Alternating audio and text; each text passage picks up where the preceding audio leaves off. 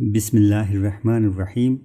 السلام علیکم ورحمۃ اللہ وبرکاتہ۔ رسول اللہ صلی اللہ علیہ وسلم کا ارشاد پاک ہے، بے شک اعمال کا دار و مدار نیتوں پر ہے، اور ہر شخص کو وہی ملے گا جس نے اس کی نیت کی۔ مفہوم اور تشریح۔ یہ حدیث مبارکہ دین اسلام کی بنیادوں میں سے ایک ہے، جس میں نبی کریم صلی اللہ علیہ وسلم نے ہمیں یہ سکھایا کہ کسی بھی عمل کی قدر و قیمت اس کی نیت پر منحصر ہے۔ اگر نیت خالص اللہ تعالیٰ کی رضا کے لیے ہو تو عمل قبول ہوتا ہے، چاہے وہ عمل ظاہری طور پر چھوٹا ہی کیوں نہ ہو۔ لیکن اگر نیت دنیاوی مفاد، شہرت یا ریاکاری کی ہو تو وہ عمل اللہ کے ہاں قبول نہیں ہوتا۔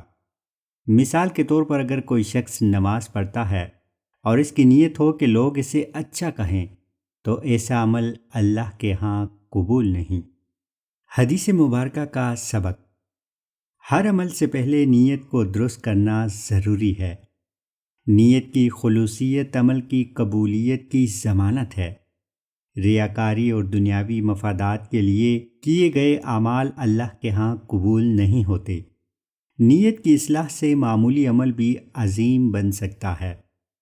محترم سامعین، اس کار خیر میں ہمارے ساتھ جڑے رہیے تاکہ آپ بھی اجر و ثواب حاصل کر سکیں۔